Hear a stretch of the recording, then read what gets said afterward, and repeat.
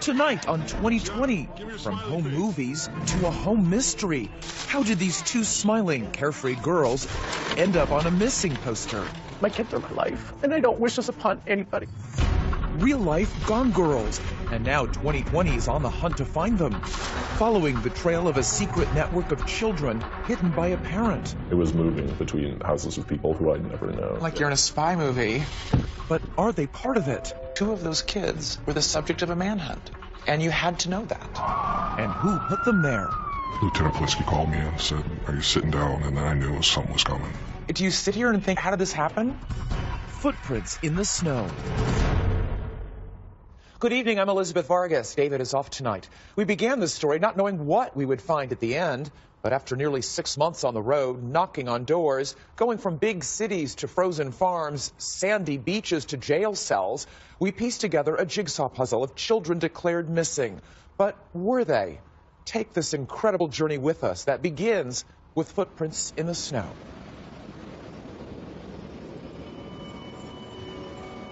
It is 7 p.m. on a 30-degree April evening in the suburbs of Minneapolis. A spring snowstorm has blanketed the roads.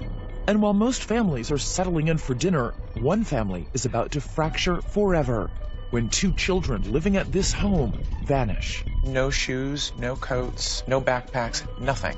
Poof, they're gone. 13-year-old Gianna and 14-year-old Samantha Ruckey disappear.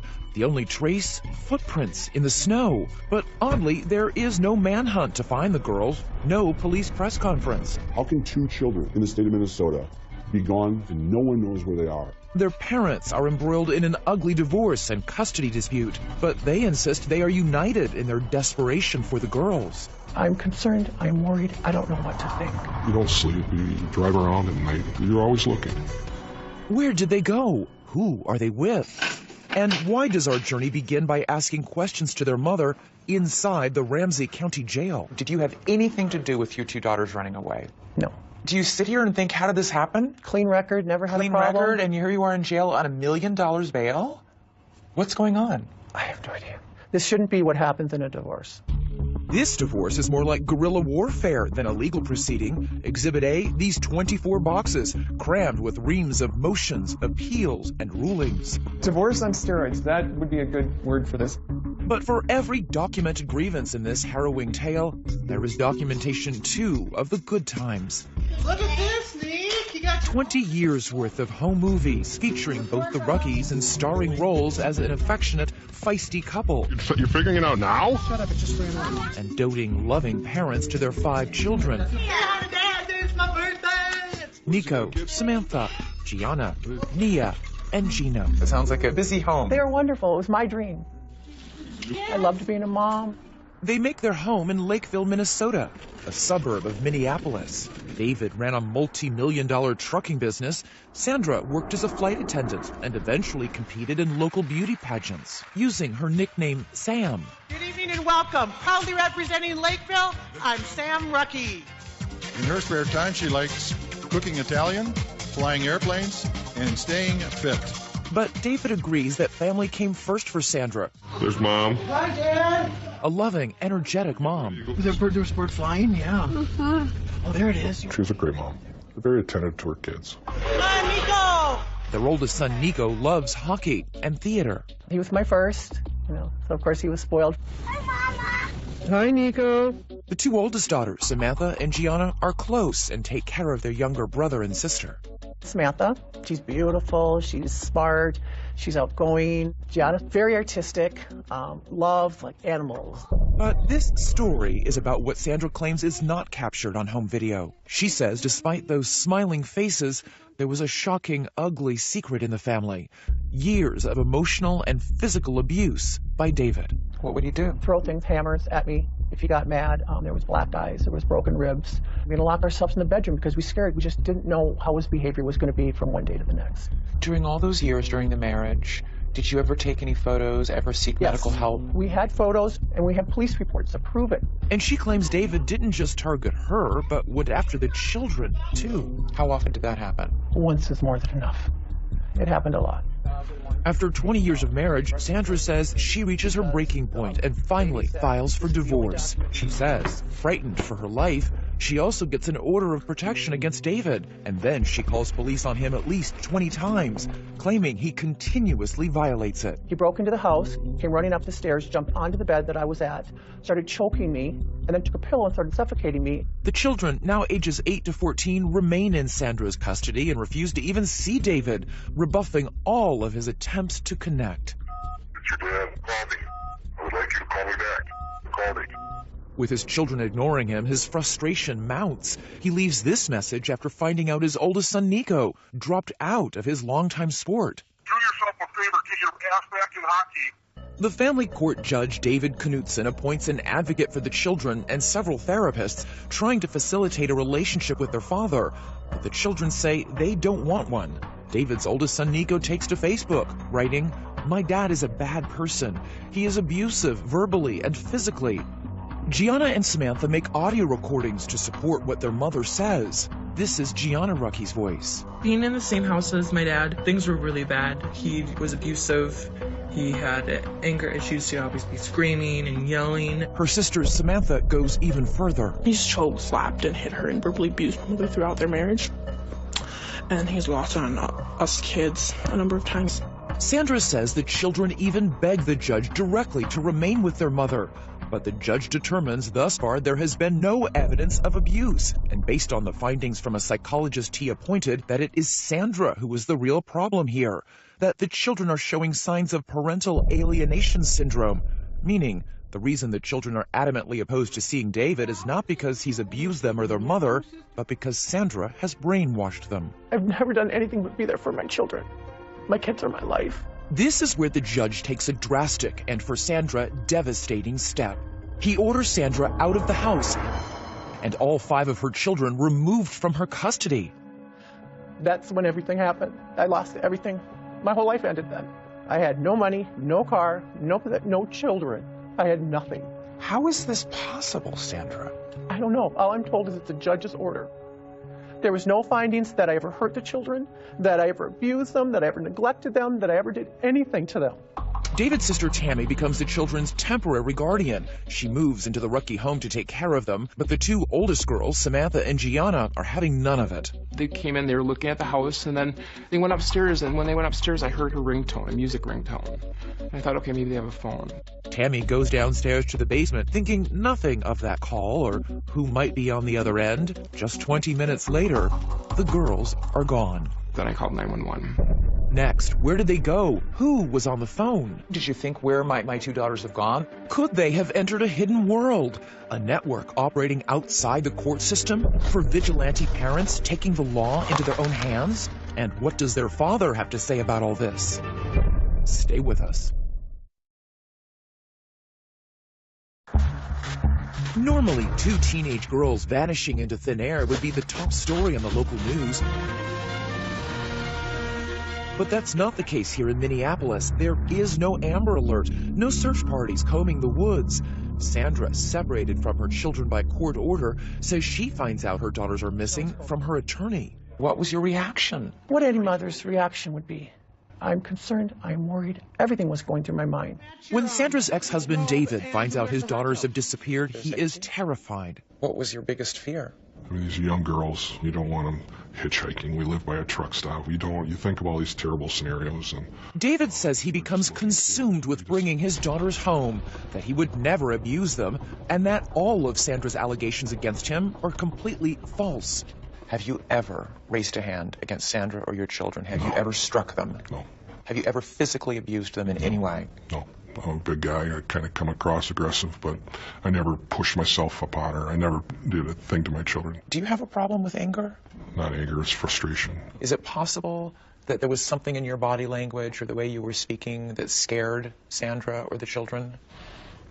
You know... Do the fights get out of control? No. I'm going to yell. You're going to feel pinned. But as far as abusive, no.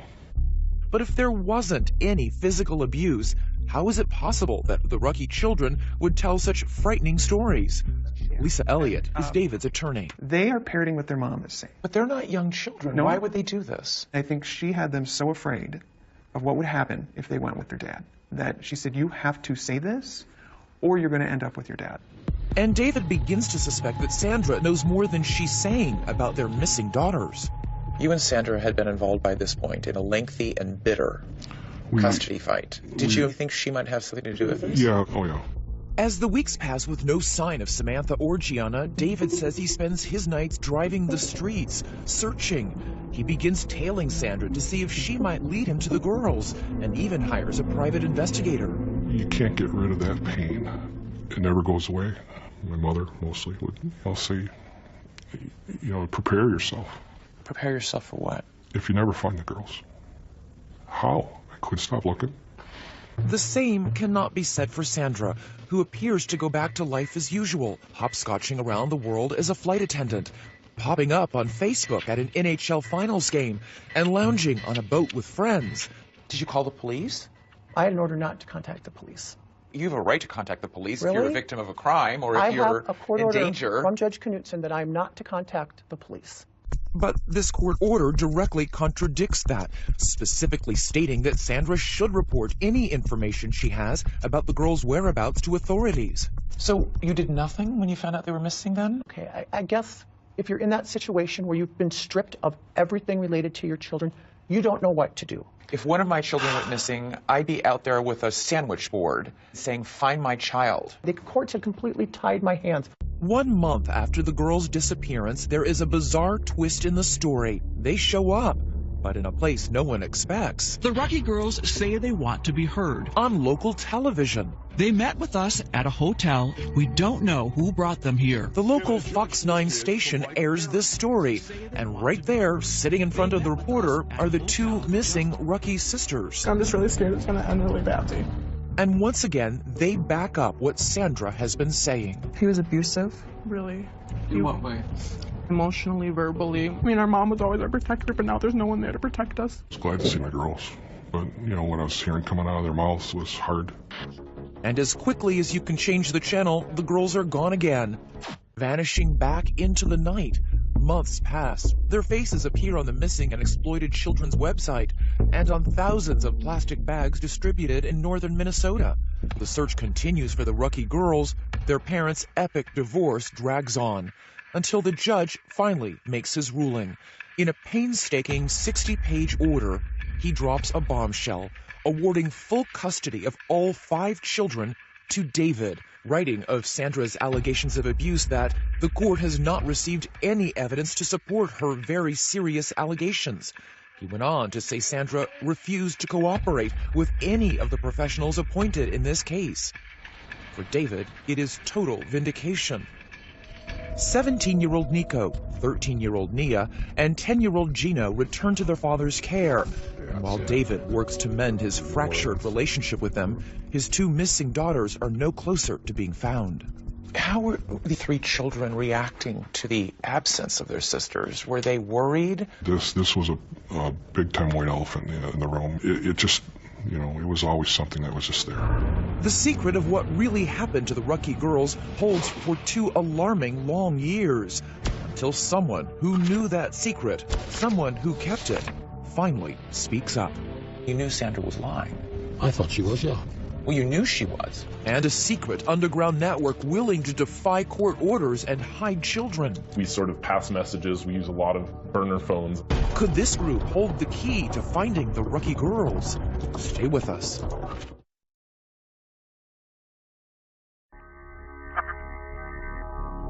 From the moment the 2 teenage Rucky girls vanished, police suspected their mother Sandra was lying. At any point, did you tell your children to run away from home? No. You never encouraged any of your children? How can I encourage my children to run away? I've had no contact. Police suspected that not only did Sandra have contact with her girls, she also had help hiding them from a secret underground network of people willing to defy court orders and conceal children. Damon Dumas knows all about defying court orders. He went into hiding when he was 14 years old, using a loosely organized group of safe houses to escape life with a father he says was abusive. My mom actually made sure that she wouldn't know where I was going. Mm-hmm. She handed me off to someone she trusted, who handed me off to someone else that she trusted. Who was taking care of you? Whoever I was with was taking care of me. Were they strangers? They were all strangers, yeah. I was moving between houses with people who I'd never known. It'll be someone who maybe hears about me and says, hey, well, if Damon ever needs someone to stay with, he can stay with me. And we sort of pass messages. We use a lot of burner phones. Burner phones? You sound like you're in a spy movie. Well, in a lot of ways, that's what it felt like. So how often do you come out to the beach now? While on the run, Damon says he lived in around 10 different homes, never staying anywhere long. During that time, he made videos and posted them on the internet. I'm turning 16 tomorrow, but instead of a birthday party with my friends, I'm in hiding. But this life in shadows came at a steep price. Did you go to school? Actually, I did not. And that's something that I sort of regret, because I ended up, when I got out of hiding, I had to go back a year in high school. What did you do with your days? I played video games. Honestly, I had no one to talk to. Were you homesick? Absolutely. Absolutely, every day. Those days turned into months, and instead of getting easier for Damon, life got more difficult. I called my mom and I said, I don't know how much longer I'm going to make it. Because I was considering suicide at that point. It had been very long in hiding. In those videos, Damon discussed the abuse he says he suffered. I told police about this. I told psychologists. I even told the judge. And yet somehow it was all covered up in lies. Today, Damon is an activist working with an organization called the Women's Coalition.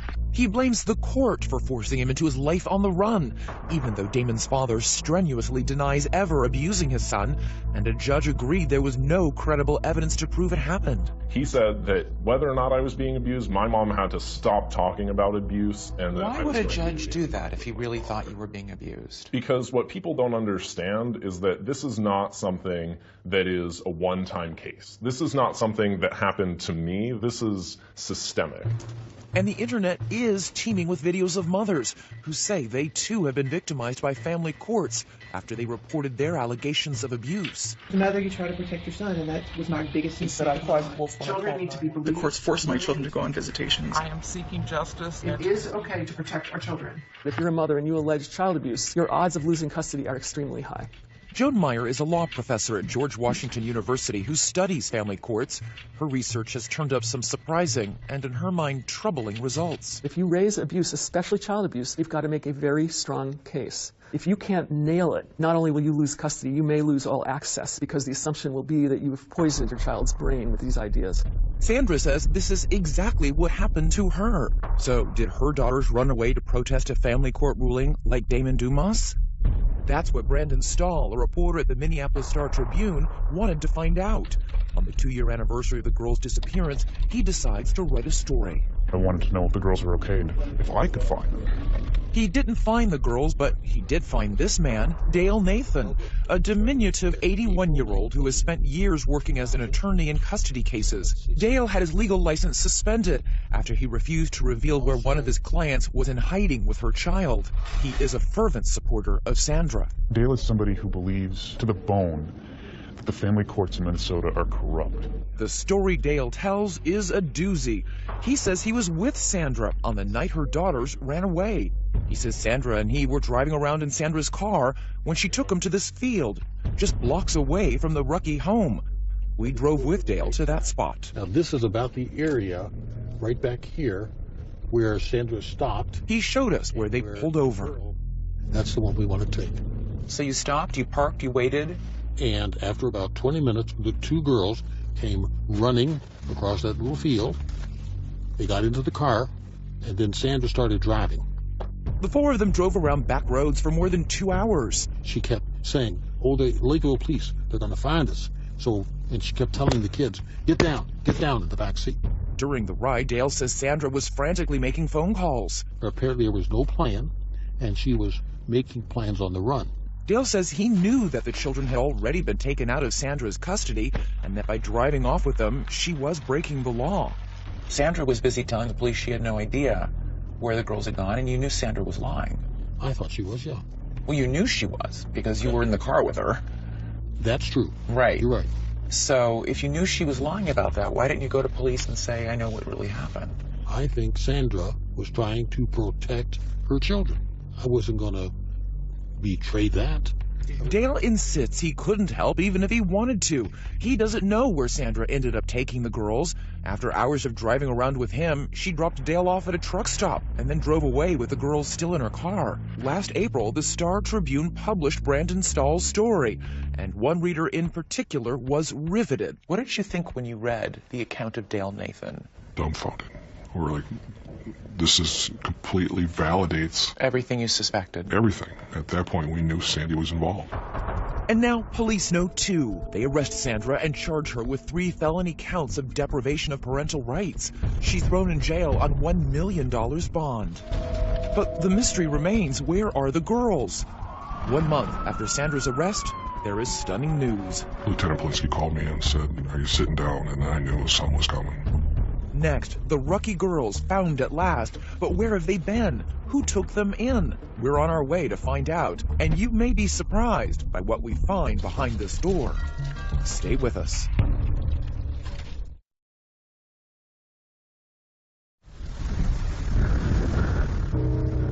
Where can 2 teenage girls hide in plain sight? Deep in the snow-swept fields of Minnesota's North Country, amid miles and miles of desolate, untouched land, this speck of property, a farm called the White Horse Ranch, holds the secret of the missing Rucky daughters. What led police here? The trail begins with one of Sandra's staunchest supporters, Dee Dee Evevold, an activist friend, vocal about her belief there is corruption in the family courts. Detectives search her home and find a cell phone photo of one of the girls on a farm. They trace that photo back to the White Horse Ranch. And with that, bingo! Police discovered this is where the girls have been for the entire 2.5 years of their disappearance. We took a trip to find out how they ended up here and how they went under the radar for so long. Behind this door are the people law enforcement believes broke the law by housing the girls. They are an unlikely pair of alleged criminals. Gina and Doug Dolan own the ranch, which offers 90-minute therapy sessions with their animals. 22 horses, 3 donkeys, and 2 alpacas. They help children who've been abused. Our mission is to reach children and families and to bring healing and wholeness through the animals. Hundreds of children have made day trips to the ranch, but Samantha and Gianna Rucky were not their typical guests. We received a phone call. From? Dee Dee Evevold. Dee Dee Evevold not only knew Sandra, she knew the Dolans and respected their work on the ranch. I knew that these are good, honest, salt-of-the-earth people that really are just about doing the right thing. She just said that they needed a temporary place and that they were working through a court case. So you thought they were coming for 3 days? That's correct. 3 days isn't a big deal. The Dolans say it was Sandra, along with Dee Dee, who dropped the girls off at the ranch one night with no more than the clothes on their back. Then Sandra left and never returned. Days turned into months, and then astonishingly, years. I don't understand how 3 days turns into 2.5 years. I don't know if I can even answer that question. This is where the Dolans' attorney, Travis Kyle, steps in, because the Dolans, along with Dee Dee Evevold and Sandra, are now facing felony criminal charges for their role in the girls' disappearance. At this point, there's certain information we just can't disclose. But they can say that in that long period of time, the Dolans never saw Sandra again. They spoke to her by phone only a handful of times. And it was always from a track phone, so there was never a way of connecting with her. And then would speak to the girls? No. No. She didn't want to. I mean, she was very concerned about them and tell them that I love them. I almost feel like she knew that they were safe here. Don't you think that's a little weird? Mm-hmm. We run into a lot of weird stuff here. While the Rucky girls are away from everyone and everything they know, communing with the alpacas, 3 hours south, their fathers scoured the earth for any sign of them. Why did you keep them here, despite the fact that you knew a parent was looking? I wouldn't say that we kept them here. We allowed them to stay. They could have left at any time. They didn't want to leave. But didn't you know that people were looking for these children? I can't answer that. Not at this time. Our choices were to put them out on the street or give them a place to live. And we did not want them out on the street. They told you they would continue to run away if forced to return to their father? Did you try and reason with them? They're girls. They're minors. They're not allowed by law to decide where I get to live and what's best for me. Yes, we did. A number of times. And it was a lot of fear. I've never seen anybody that scared before. Did they ever sound coached to you? No. I believed him, 100%. At the ranch, the girls made a new life for themselves with the Dollins. They were homeschooled. Their daily activities included helping with the animals. Everybody has to do chores. Anything from cleaning pens to feeding the animals to brushing them. The nearest town is Herman, population 437. Was it a secret that the girls were here? No. No, it was not. So you didn't, like, say, okay, go hide in the back bedroom when somebody's pulling up? Everybody knew they were here. You made no effort to conceal them? No. No, they had been in public. They'd been out shopping. They were in the hair salon in Elbow Lake. And they went by their first names, Samantha and Gianna? Yes. The Dollins say they were only helping the girls. They, along with Dee Dee Evevold and Sandra, have all pleaded not guilty to the charges against them. But what about that so-called underground network that helped children like Damon Dumas flee court orders? Are you part of this underground network? No. We were asked the question, and my question back was, what is that? Last November, Doug looks out the window and sees Lakeville police and county deputies sitting out front. Police are simply following the trail from Dee Dee Evevold's cell phone photo, not realizing the girls are actually there. I walked out and they told me that they were looking for the girls and wanted to know if I knew anything about them or their whereabouts. And I told them, yes, they're in the house. They were quite frankly shocked. The Dollins say the girls were devastated. Is that the last time you saw them? Yes, it was hard. So what would you say to them if they were watching this? We pray for them every day. We love them. We want what's best for them, truly. But did they do what was best for them? David Rucky's attorney, Lisa Elliott, says absolutely not. Is it possible they were just good Samaritans trying to help? When the mother drops them off and doesn't come back for them, ever? For 2.5 years? For 2.5 years, I would think most people would at some point say, we need to look into this. So what happens when police take the girls from the farm? How does a broken family get pieced back together? When David finally sees the girls for the first time, it is not the reunion he imagined. Were you nervous? I ran out of the room. I started crying. I didn't recognize them because, you know your children. You remember what they sound like. You remember how they looked. I didn't recognize my daughters. The hard work begins, of building trust with two girls who still fear their father. Samantha and Gianna said a lot of devastatingly terrible things about you, publicly. But again, they're in a fragile state. Do they still believe those things? I don't know. We don't get deep into things along that lines. We're moving forward. While the girls may not be recanting their accusations against their father, their big brother is. Coming up, I'm done playing a pawn. Sandra's own son is turning on her. And now that her supporters are revealing her role in the girls' disappearance, what will she say when we confront her? You sat right here and spent half an hour telling me you hadn't seen or spoken to your daughters. If you were lying to me about that, what else might you be lying to me about?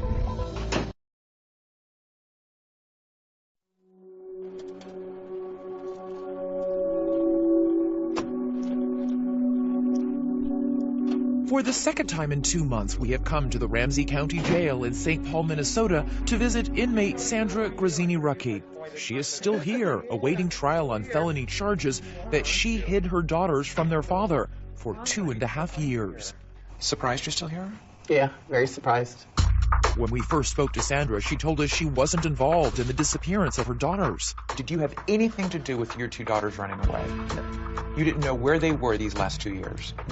After nearly 6 months of our 2020 investigation, we've explored that loosely organized underground network of activists hiding children in nasty divorce cases and tracked down every key player in the Rucky case.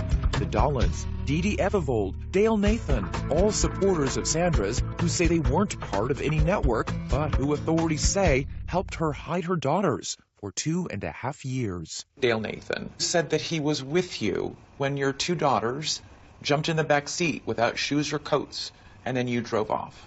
This is related to the trial. Yeah, that'll all be talked about at the trial. I can't comment on anything related to the trial. Well, all I'm telling you is you sat right here and spent half an hour telling me you hadn't seen or spoken to your daughters. And I've now spoken to 3 people who tell us, in fact, that's a lie. So if you were lying to me about that, what else might you be lying to me about? I can't discuss anything regarding the trial. I just can't.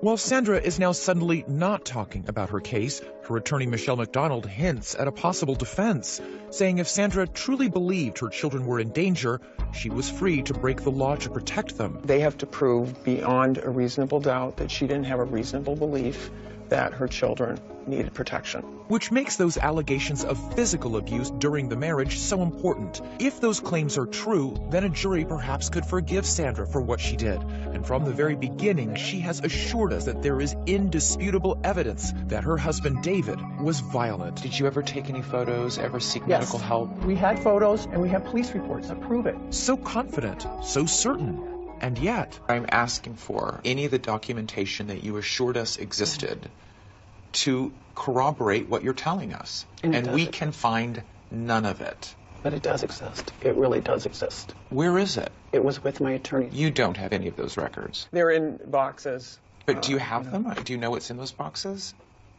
The other police attorney reports, you gave have everything. the police reports. You have everything. Yeah. And I will turn them over to you. So we head to Michelle McDonald's law office for an appointment with those boxes. Okay, so here they are. This is Sandra Grazzini-Recky's basically divorce case. We spend hours there scouring thousands of documents, and in more than 20 boxes we didn't find a single piece of paper or photo to prove that any physical abuse ever happened. So we reached out to the Lakeville Police Department, and they have no record of ever being contacted by Sandra about abuse during her marriage. Sandra certainly has never been afraid to call the police, ever. If there were instances of David being violent or threatening, there would be police reports of it. There are none. Sandra's strongest proof was always the testimony of her children. But today, one of those children has recanted his story. Oldest son, Nico. Get up there, Nico. That little boy from the home videos. And the same son who later posted that damning Facebook message accusing his father of physical abuse. He now says all of that was a lie, and that it was his mother who pressed him into believing it was true. She started to say, like, your dad's this bad guy. Your dad, like, hurt you when you were younger. And I was like, what? What are you talking about? I don't remember any of this. Well, it happened to you. It's like, and at the time I believed it because you listened to your mom. He says he was 15 years old, and he couldn't understand why she didn't want him to see his father. I felt really close to my dad, and I was still confused on what was going on. Like, why wouldn't I see my dad? Nico now says he never saw his father physically abuse his mother or his brother and sisters. As for that Facebook post, Nico says Sandra stood over him while he typed, coaching him on exactly what to say. When I look at my writing then and what I wrote then, that doesn't sound like me. And I feel really bad. He continues to tell us that you brainwashed them into thinking they were abused. And you don't find that questionable? Well, what do you think? You're his mom. I haven't seen Nico for a long time. It's sad that he's saying that.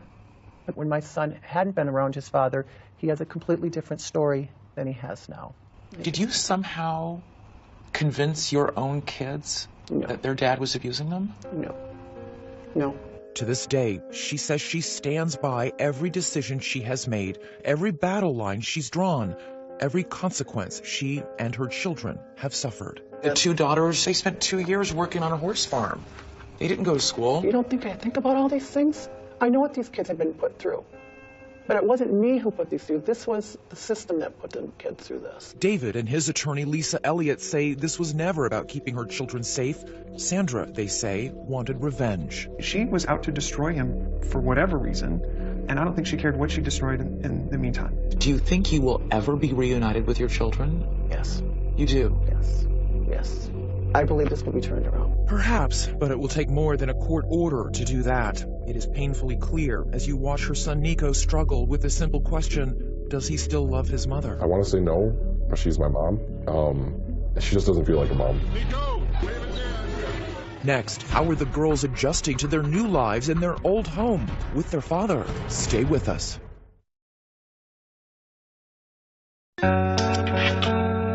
It is a heartbreaking time capsule of a family that no longer exists. Happy New Year! Happy New Year! Oh my God, I haven't seen them in years. Where'd you find pictures? My babies. Sandra, are you making any comment today? Sandra is now out of jail. She was released in February after 130 days behind bars. You appreciate the air and the sun, I will say that. but she says there was no cause for celebration. I'm in a prison without the bars, is what I'm in now. Because as part of her release, Sandra is not permitted to have any contact with Samantha and Gianna. She is allowed to see her other children with conditions. As for the girls, David says they are happy to be home and doing well. They rang in the new year and a new life together on their first family vacation in years. David asked us to obscure the children's faces to give them privacy. Samantha and Gianna are back in their high school and are getting good grades. Samantha has her driver's permit, and it might surprise you to hear how David sees his family's future. Will you fight her ability to see the children? This is my children's mother. It's important that they have a mother. Sandra is slated to go on trial this coming July. Let us know what you think about her claims and what the Dollins did at that farm on our Facebook page and Twitter. Use the hashtag ABC2020. Domestic violence is a serious issue, and there are many people, parents and children, who need help. If you know of someone who does, go to our website for a list of resources. And that is our program for tonight. I'm Elizabeth Vargas. For David and all of us here at 2020 and ABC News, have a great weekend.